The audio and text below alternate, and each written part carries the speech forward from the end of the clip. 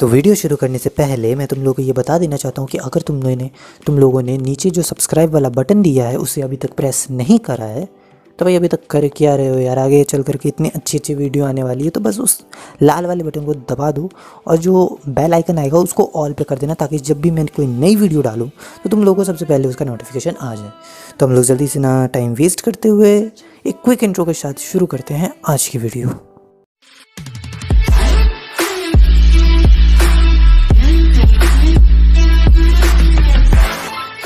तो पिछले एपिसोड में जैसा कि आप लोगों ने देखा कि जो तांजीरो होता है उसने उस बोल्डर को दो हिस्सों में काट दिया होता है, जिसकी वजह से वो फाइनल सिलेक्शन में जा सकता है। और अब यहाँ से जो मेन स्टोरी है वो शुरू होती है एपिसोड 4 की, जहाँ पे तांजीरो जो होता है वो माउंट फूजी कसाने जाता है, जहाँ पे फाइनल सिलेक्शन शुरू होने वाला था, जहाँ वो फाइनल सिलेक्शन को पार करके एक डीमन स्लेयर बनेगा। और माउंट फूजी कसाने पे बहुत सारे डीमन होते हैं और जो नए नए स्टूडेंट आते हैं वो वहीं जाते हैं अपनी ट्रेनिंग ख़त्म करने के बाद डीमन स्लेयर बनने के लिए, ताकि वो वहाँ पे जितने भी डीमंस हैं उन्हें मार सके। ठीक है, जब तांजीरो वहाँ पहुँचता है तब वो विस्टीरिया फ्लावर गार्डन में जाता है। और विस्टीरिया में तुम लोगों को बता देता हूँ, जो डीमंस होते हैं वो 3 चीज़ों से मर सकते हैं। ये मैंने पहले नहीं बताया था, अभी बता देता हूँ। सिर्फ 3 चीज़ों से जो डीमंस होते हैं वो मर सकते हैं। पहला विस्टीरिया फ्लावर, जो तांजीरो जिस गार्डन में होता है वो जो फूल होते हैं उसे विस्टीरिया फ्लावर कहते हैं। और इससे जो डीमंस होते हैं वो इस डीमन इनकी सेंट को सह नहीं पाते हैं। ठीक है, ये पहला चीज़ हो सकता है। दूसरा जो होता है वो एक नीचरीन स्वॉर्ड होती है, ठीक है, जो कलर चेंजिंग हटाना होती है। ठीक है, उससे एक डीमन का अगर किसी ने नेक पिक मारा तो वो जो डीमन होता है वो वहाँ मर सकता है। और तीसरा होता है सनलाइट। ये नॉर्मल सी चीज़ है, सनलाइट से ही जो डीमन होते हैं वो मर जाते हैं। तो इसे साइड करके हम लोग आगे अभी चलते हैं। और माउंट फूजी कसाने पे तांजीरो के साथ साथ 20 और नए स्टूडेंट होते हैं जो अपनी ट्रेनिंग कंप्लीट करके वहाँ पे डीमन स्लेयर बनने के लिए आते हैं, जो यहाँ पे उनका टेस्ट होने वाला था। और उन्हें ये बताया जाता है कि आपको रात भर इसी माउंटेन पे जितने भी डीमंस हैं उन्हें मारना होगा और तब जा कर के आप डीमन स्लेयर बनने को तैयार होंगे। तो यहाँ से उसकी जर्नी शुरू होती है और तांजीरो वहाँ पे बहुत सारे डीमंस को वहाँ पे मारता है। और जब भी तांजीरो जब भी किसी एक डीमन को मारता था तो वो उसके लिए हमेशा प्रे करता था कि जो उसकी अगली होने वाली जो लाइफ है, जो जब वो रिबर्न होगा तब वो वापस से डीमन ना बन सके। तो वो हमेशा जब भी किसी भी डीमन को मारता था तब वो प्रे करता था, लेकिन फिर तभी उसे एक तेज़ स्मेल आती है एक डीमन की, जो कि एक म्यूटेटेड डीमन होता है। और इस डीमन ने जो सर ओरोकोडाकी होते हैं उनके करीबन 14 स्टूडेंट को मार दिया होता है, जिसमें साबितो और मायूमी भी होती है। साबितो और मायूमी को तो तुम लोग जानते होगे, जो पिछले एपिसोड में तांजीरो के सारे मूवमेंट जो इनकरेक्ट मूवमेंट थे उसे सही करा था, वही दोनों। और उन्हीं दोनों को इसी म्यूटेटेड डीमन ने मार दिया होता है बेरहमी से। और जब ये बात तांजीरो को पता चलता है तब तांजीरो अपने वाटर ब्रीथिंग का फर्स्ट फॉर्म यूज़ करके इस म्यूटेटेड डीमन को मार देता है और इसके लिए भी वो प्रे करता है। फिर उसके बाद वो जो तांजीरो होता है वो बहुत सारे डीमन को लगातार मारते रहता है और मारते मारते वो वापस से विस्टीरिया फ्लावर गार्डन जो होता है वो वहाँ जाकर के पहुँचता है। और तब तक सुबह भी हो चुकी होती है। और तब जा कर के जब वो फाइनल सिलेक्शन पार कर लेता है तो उसके साथ करीबन 4 स्टूडेंट, यानी तांजीरो को मिला करके सिर्फ 4 स्टूडेंट बचे होते हैं। और जो बाकी के जो स्टूडेंट होते हैं, जो बाकी के बचे 16 स्टूडेंट होते हैं, वो सारे के सारे डीमन के हाथों मारे जाते हैं। फिर यहाँ पे जो तांजीरो और उसके जो बचे हुए 3 बंदे होते हैं, 3 लोग जो उसके साथ वो बच जाते हैं, उन्हें पहले एक क्रो दिया जाता है। और ये क्रो जो होते हैं वो एक दूसरे से कम्युनिकेट करने के लिए, मैसेज वगैरह ये सब पहुँचाने के लिए यूज़ में आते हैं। फिर उन्हें उनका साइज़ मेज़रमेंट लिया जाता है ताकि उनकी जो डीमन स्लेयर की जो यूनिफॉर्म आएगी वो उनके लिए। फिर उसके बाद उन्हें जो अपनी नीचरीन स्वॉर्ड होती है उसकी और चूज़ करनी होती है, जो उसके अंदर जो ब्लेड के अंदर जो ऑरा आएगा ड्रैगन वगैरह ये सब का, उसका ये इन लोगों को ऑरा चूज़ करना होता है। फिर वो होता है। इसके बाद जो तांजीरो होता है वो अपनी यूनिफॉर्म को लेकर के वापस से सर ओरोकोडाकी के घर जाने लगता है और वो बहुत ज़्यादा ही थक जाता है। तब वो एक डंडे का सहारा लेकर के वो जाते रहता है धीरे धीरे, और उसे जाते जाते रात हो जाती है। और जब वो रात के टाइम पे सर ओरोकोडाकी के घर पहुंच जाता है तब दरवाज़ा तोड़ करके एंट्री होती है नेजुको की। जी हाँ, नेजुको अब अपनी स्लीप से करीबन 1.5 साल बाद वो उठ चुकी होती है। और जब वो तांजीरो को देखती है तब वो तांजीरो को दौड़ के जा करके उसे अपने गले से लगा लेती है। और जब सर ओरोकोडाकी तांजीरो को देखते हैं तब वो भी उन दोनों को गले से लगा लेते हैं। और जो ओरोकोडाकी सर होते हैं वो तांजीरो को बोलते हैं कि आखिरकार तुमने फाइनल सिलेक्शन पार कर लिया है तांजीरो, और तुमने उस म्यूटेटेड डीमन को भी मार दिया है। मैं बहुत ही ज़्यादा खुश हूँ तांजीरो कि तुमने उस म्यूटेटेड डीमन को मार दिया और तुम वापस सही सलामत वापस आए हो। वैसे दिख तो नहीं रहा है। फिर जब दोनों आमने सामने बैठे होते हैं तब सर उरोकोडाकी उसे और भी आगे के डीमंस के बारे में बताते हैं कि जो आगे फ्यूचर में आने वाले जो डीमन होंगे वो एक स्पेशल सेल का यूज़ करेंगे, जो इस स्पेल का नाम होता है ब्लड डीमन आर्ट। इस स्पेशल सेल का यूज़ करते ही कोई भी डीमन जो होता है उसे बहुत ही ज़्यादा सुपर नेचुरल पावर आ जाती है और उससे वो कुछ भी कर सकता है। तो ये सारी फाइट तुम लोग को भी आगे देखने को मिलेगी। और फिर वो जो तांजीरो होता है वो फिर उरोकोडाकी सर से पूछता है कि क्या मेरी भी बहन कुछ इन सभी डीमन से डिफरेंट है। तो फिर सर उरोकोडाकी बोलते हैं कि शायद से ये डिफरेंट है, क्योंकि जो सारे डीमन जो होते हैं वो अपने हाथों वगैरह को जो रीजनरेट करते हैं वो उनकी तुरंत ही रीजनरेट हो जाती है, लेकिन नेजुको जो होती है वो अपनी जो पावर होती है उसको रिस्टोर करती है सो करके। जब वो सोती है तब उसके पावर जो होती है वो वापस से रिस्टोर हो जाती है। फिर करीबन 15 दिन बाद एक बंदा आता है जो कि क्लाउन मास्क लगाया होता है और वो तांजीरो की तलवार को लेकर के आता है, यानी कि कलर चेंजिंग कटाना।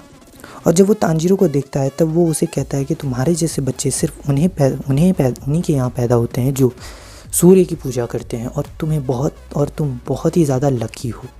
ऐसा उसे बहुत ज़्यादा बात बताते हैं और फिर ये बोलते हैं कि अब शायद से ये जो नीचरिन स्वॉर्ड है वो शायद से अपना जो अपना कलर है वो रेड चेंज कर ले। और तुम लोगों को मैं बता देता हूँ कि जो नीचरिन स्वॉर्ड है वो जो नीचरिन स्वॉर्ड को कलर चेंजिंग कटाना क्यों कहते हैं, क्योंकि जो उसका ओनर जो होता है, जो उसका मालिक होता है कलर चेंजिंग कटाना का, उसकी जो ब्रीथिंग स्टाइल होती है, जैसे वाटर हो गया, थंडर हो गया, ये सारी जो फॉर्म होती है वो इसी हिसाब से अपनी कलर चेंज करते जाती है। और जब तांजीरो कलर चेंजिंग कटाना को जब निकालता है म्यान में से, जब वो अपनी कटाना को निकालता है तब उसका कलर रेड के जगह पे ब्लैक हो जाता है। अब ऐसा क्यों होता है ये मुझे भी नहीं पता यार, ये मैं तुम लोग को बाद में बता सकता हूँ जब मैं इसके ऊपर पूरी तरीके से रिसर्च कर लूँगा। जब वो अपनी तलवार को निकालता है तभी उधर से एक क्रो आता है और एक क्रो आता है जो तांजीरो का मिशन लेकर के आता है। और ये मिशन होता है कि एक टाउन में जाना होता है जहाँ पे एक डीमन सभी लड़कियों को किडनैप करके वहाँ पे मार रहा होता है। और तांजीरो का ये मिशन होता है कि वो उस टाउन में जाए और उस डीमन को वहाँ से मार दे ताकि वहाँ के लोग फ्री हो जाएं।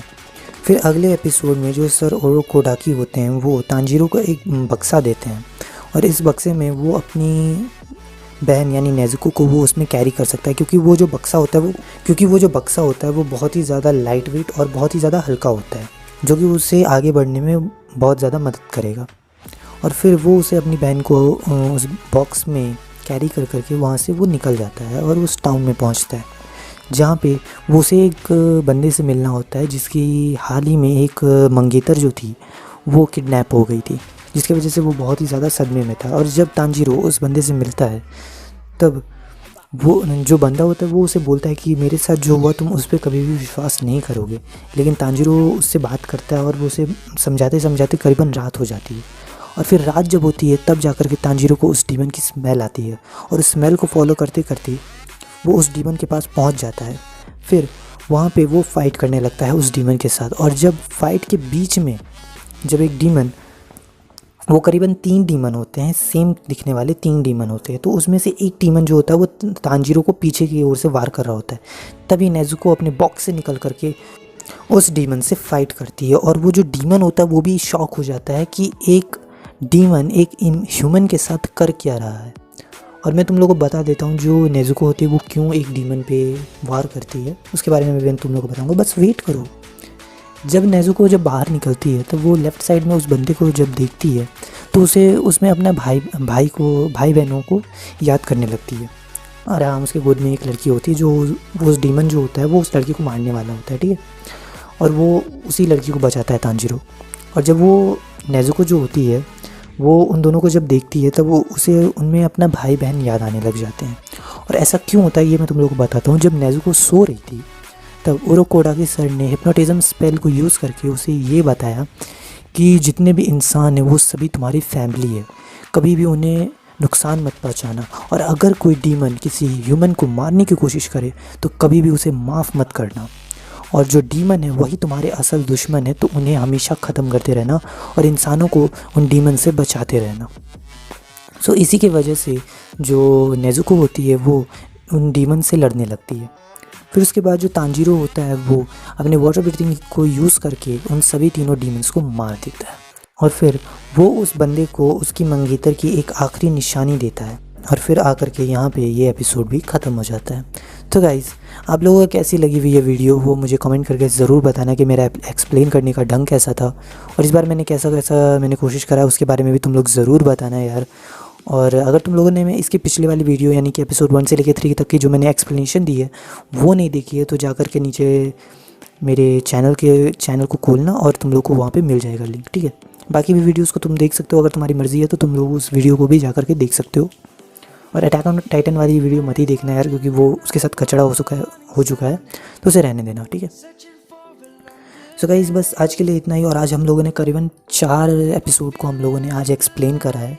पता ही नहीं कब मुझे पता भी नहीं चला कि मैंने कब 4 एपिसोड को एक्सप्लेन कर दिया।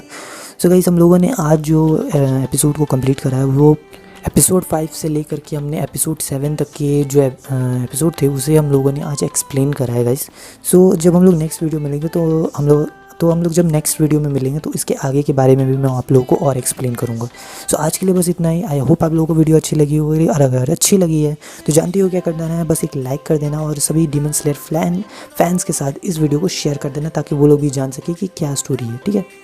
और अगर तुम लोग को ऐसे ही और ज़्यादा एक्सप्लेनेशन वीडियोस देखने हैं तो नीचे वो सब्सक्राइब का बटन आ रहा है यार, मैंने वीडियो की स्टार्टिंग में भी कह दिया था कि सब्सक्राइब कर देना। तो फिर इस बार भी वो जो लाल वाला बटन है ना, बस उसको प्रेस कर दो, ठीक है। कुछ मत करना, बस उसे प्रेस कर दो और जो नोटिफिकेशन का बेल आएगा उसे ऑल पे कर देना ताकि मैं जब भी नई वीडियो डालूँ तो तुम लोग को पहले नोटिफिकेशन आ जाए। तुम लोग समझदार हो, तुम लोग जानते हो। सो बस आज के लिए इतना ही। तो सब लोग अपने ध्यान रखना। Take care, good bye, good night.